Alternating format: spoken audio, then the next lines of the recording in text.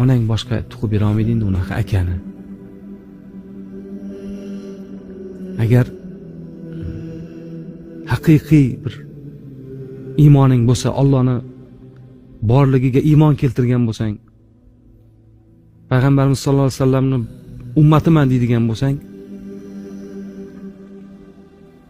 akangni, avvalambor ota-onani qadr qimmatiga yetmasang, meni nazdimda u haqiqiy ma'nodagi, tom ma'nodagi musulmon emas u. Chunki musulmonman deb ko'kragini keradigan erkakmi, ayolmi, opa-singilmi orasidagi mehr muhabbat faqat boshingga ish tushganda aka deb yig'lab borma, u shunda ham seni boshingni silaydi, lekin ertaga u o'zingni bir umr vijdon azobiga qo'yib, akangga bir gap bo'lib qolganda yugurib borib nomiga dejurniy o'tda chopon kiyib turganing u itga ham kerak emas. Hech kimga kerak emas. Sendan boshqalar ham turib beradi u yerda. Sen bo'lmasang ham u yerda uni chiroyli dafn qilishadi, chiroyli marakalar ham o'tib ketadi. Sensiz to'yi ham o'tadi, yaxshi kuni ham o'tadi. Gap unda emas. Gap uni doimiy unga bo'lgan muhabbatda doimiy e'tiborida bo'lib turishingga, e'tiboringda bo'lib turishi kerak bu odam. Aka yaxshi o'tiribmizda bir og'zim senga shunday bir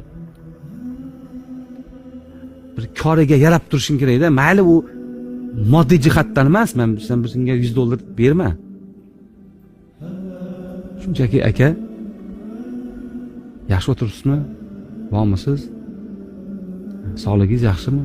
deb bir shunchaki og'zim bir telefondami, mayli ko'rishmi, e'tibor qaratib shunga bir hol ahvol so'rab, aka men turibman, mana ukangiz bormi? Nima unaqa qilasiz deb dalda berib, xuddi bir qo'lingdan hamma narsa keladigandek qilib, yorib yuboraman degandek qilib akangga ko'ngil berib, aka nima his qilasiz?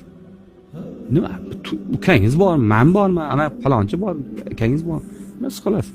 Akangga ukasi bor degan bir ajoyib bir nimani eslatib qo'yib tursang, shuni o'zi kifoya. U albatta unga moddiy tomonlama qo'lingdan kelmasa ham chiranib yordam qilishing shart emas. Mana bunaqa yordamlar undan ham zo'r bir mehr muhabbat turgan payt. O'shaning uchun men aytamanki,